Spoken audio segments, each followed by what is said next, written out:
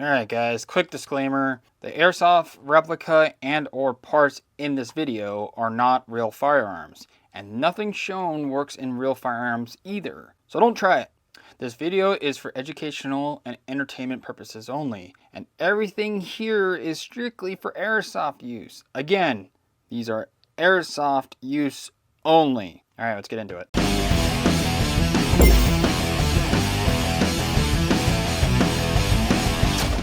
Alright guys, today we're working on an Arcturus M4 that belongs to a long-time subscriber and supporter of the channel, good old Prime Tech. This replica uses the older Microswitch gearbox in these Arcturuses, which means you normally can't drop an aftermarket ETU like Jeftron or the Perun V2 Hybrid and one of the Gate ETUs. But Perun finally solved that issue with this Arcturus specific ETU, and that's exactly what I'll be installing today. We'll start by showing how the factory semi-auto behaves, then dive into the install, calibration, and I'll chrono test it after everything is done to see how it performs. So with that out of the way, let's see how the stock trigger setup feels in this Arcturus.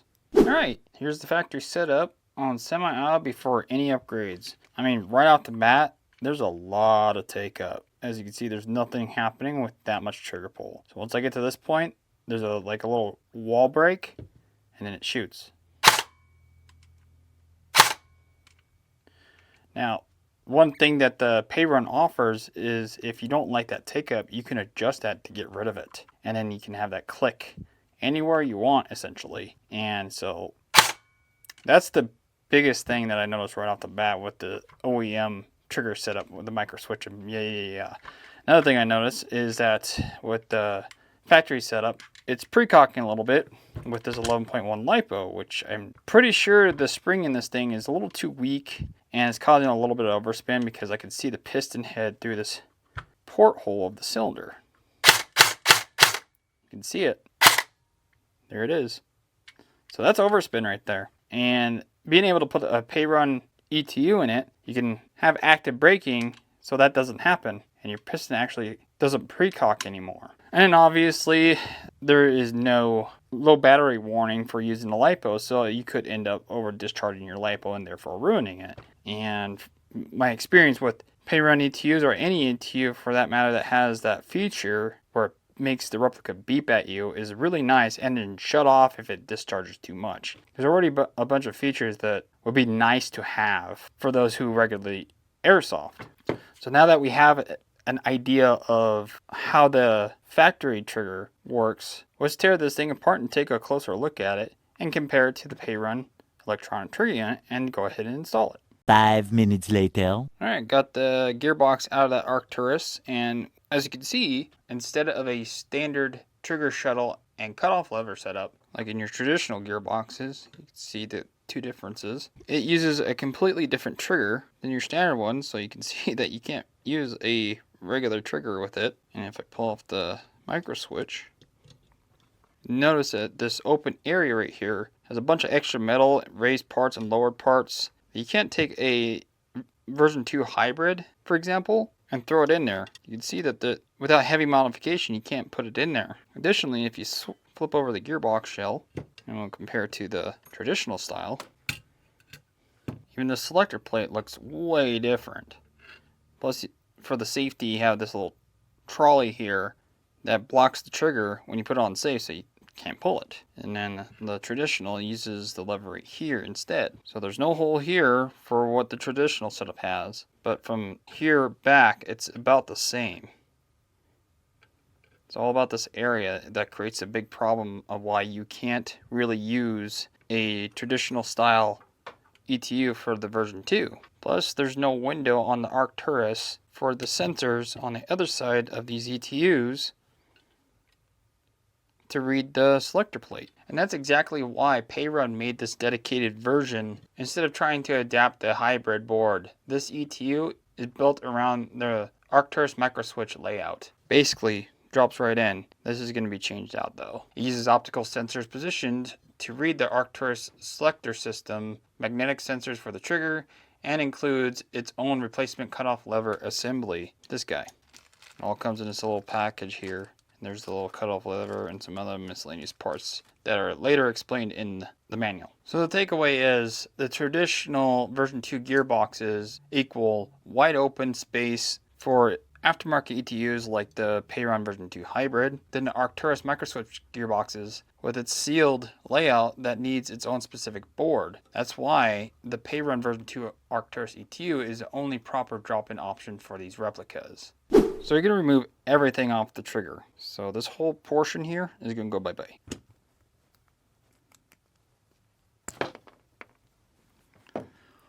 This is literally all you need right here. Nothing's on the trigger now. Now you have a choice to use your trigger spring or not. If you do decide not to use your trigger spring, you will need to set your pre-travel to take up all that slack in the trigger. Which in this case, surprisingly, most of the take up, there's hardly any. If I go grab the other side of the shell, you can see how much pre-travel there is. There's about this much. And there's an adjustment through the front of it that you can get rid of all that wiggleness. So you don't have to use your trigger spring. To do that, it's quite simple. Like I said, front, you'll see that little screw right there. That's a set screw. And that little tool you get with the kit, put it down in there. There we go.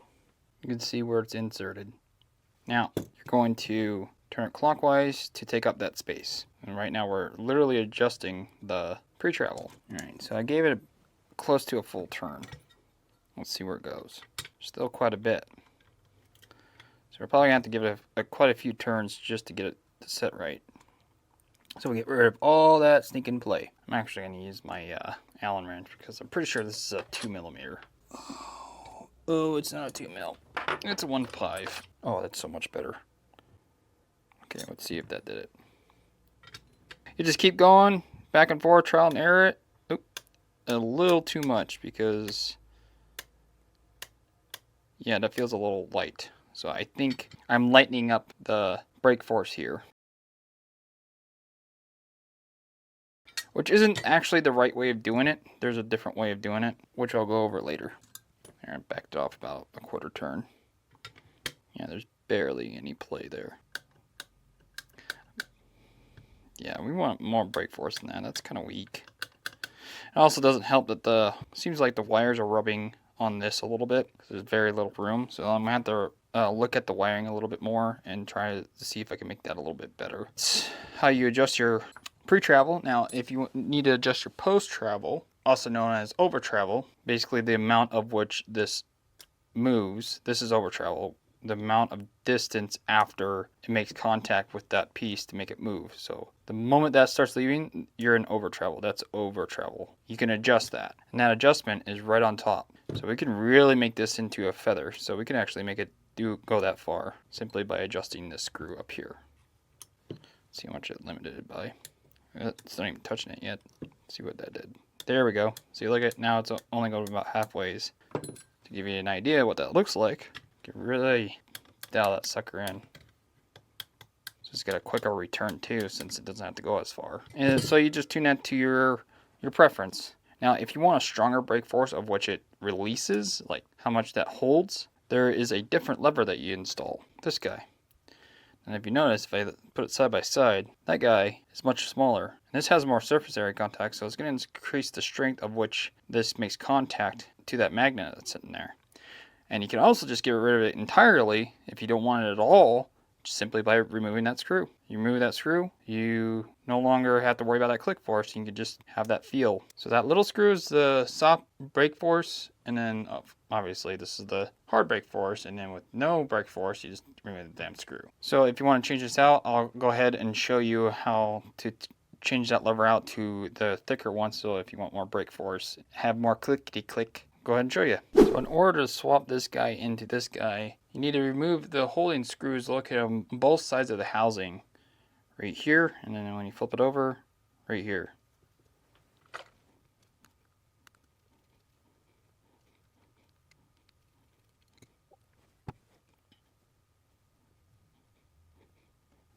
Okay, so you'll set this part this part right here off the side, and then we're going to be working with this piece. You want to keep an eye on the small trigger return spring. It is hidden between the lever and the upper housing, so when disassembling the housing, do it carefully and try to catch the spring because it will be falling out. It might also become attached to the trigger brake mechanism magnet directly through the plastic housing located here.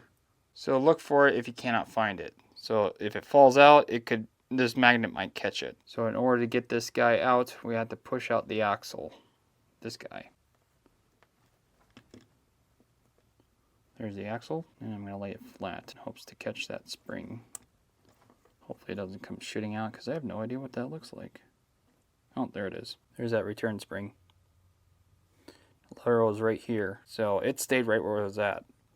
Okay, so we'll grab her lever with the bigger screw head. So we'll leave the spring right where it's at, and then we'll take our axle, push it through the new piece, or the piece that we're swapping out with, and we want the end of the axle to be flushed right there. And before we put it back in, we need to transfer that set screw right there, because that's for your pre-travel trigger. Take it out and reinstall it in this guy. I'm going to have it sticking through a little bit because it's the way it was when we did that adjustment for the pre-travel.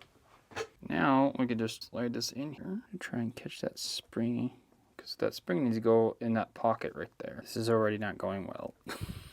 Oh, what a pain. Wants to hang out with that magnet. Really strong spring, not gonna lie.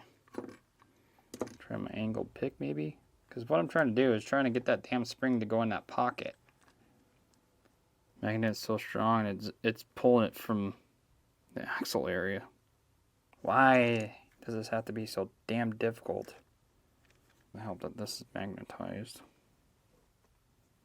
1 minute, 37 seconds later. Well, I finally got the damn thing in. This is what it will look like. You can see that little spring. But I had to reach from the side here while it was still in there and then push it down with my flathead screwdriver here. And then once it got down in there, it would pop into place. And then I'd run my axle through. So yeah, that was fun. Now we can throw it back together and get a feel for that trigger. Alright, let's see how she feels now. Oh yeah, that's a big difference. And we got no play either. Well, actually, there's a tiny bit. But that's because I want that trigger barely touching that lever assembly so that we have the absolute most brake force on the trigger as possible. So we get that audible click. And now that we got our brake force set, pre-travel and post-travel set, this is literally all you need to do. Now we can go ahead and reassemble the gearbox. Okay, so now I got it all together, and at this point, this is where you would do the selector plate calibration if you need to. The default settings are usually good to go right out of the box, but if you have issues where it's not going in semi when it should and full auto when it should, this part of the video is going to show you how to do this selector calibration. To enter the sensor check mode, first you got to make sure that your motor disconnected and then plug in your battery. Now, you can look through the trigger wheel right here to see what color the light is blinking. And right now, it should be blinking a yellow light very slowly, which it is. So now we know it's in sensor check mode. So we'll have it on semi to get started. All you got to do is pull and hold the trigger. And after a few seconds, the LED light should start blinking white. So let's do that. Okay, so the instructions doesn't tell you that it alternates between white, blue, and red. Once it does that, then you let off the trigger and then it'll be blinking white very rapidly. So at this point, white means put it on safe. So we're on safe. Now we'll pull and hold the trigger and hold it until it turns green, and then we'll release the trigger. Sorry, in my case, I had to go off camera and pull the trigger really freaking hard so that it would show that green light. Now it's flashing blue. So we'll switch to semi. Blue is semi. Do it again. Pull and hold. There's that green light, let go. Now it's blinking red. So we'll flip it to full auto, which is red. Pull and hold. There's that green light, let go. Now it's fast blinking blue. Put it back in semi, pull and hold. It just blinked green, green, green, and we're good to go. Now, if you're on semi and instead of seeing the green LED, and then red, you immediately see red and then it returns to blinking yellow. It means that the system didn't detect the change between safe and semi, and you are back in sensor check mode, which means it had an unsuccessful calibration. It's the same thing with the full auto. If you had an unsuccessful calibration, it could be due to the following problems. Problems with the selector system: make sure that all parts are in place and meshing correctly. Number 2, failure of selector sensors. If the selector sensors do not react at all to any of the movement of the selector plate, no white, blue, or red signals in the sensor check, they are most likely damaged and you should contact Perun. Or number 3, the selector plate is damaged. And if we can check and make sure that it is actually going into safe and full auto and semi by the corresponding colors. So when I put it on safe, it'll be white. If I put it on semi, it'll be blue. If I put it on full auto, it'll be red. So we'll look closely. So we'll put it on safe, it should turn white. Okay, it did. Sweet. And then we'll put it on semi, it should turn blue, which it did. Now full auto, and it turned red, and there we go. So it's saying that it's detecting when it goes in safe, semi, and full auto. So in that case, we can now plug in the motor and see how it runs. We got the motor plugged back in and the plate on. So now we can finally test to see how it goes. All right, we got a good startup. Let's see how semi works. Look at that, we don't have that overspin anymore because we now have active braking. All right, let's try full auto. It's working as intended, sweet. And best of all, we can now go into programming as if we had a version 2 hybrid in this thing. Simple as if we wanted to program in semi, we just go back and forth between semi and full auto twice. Okay, and then you just follow the card on what you want to program. We can program precocking, active braking, different fire modes, of course, and etc. I don't think I need to mess with trigger sensitivity because it's working as intended. It's really not going to make much of a difference. It could make it too sensitive, but it really depends on how much post and pre-trigger travel you put into this thing. Now let's see if there's an Easter egg. There it is.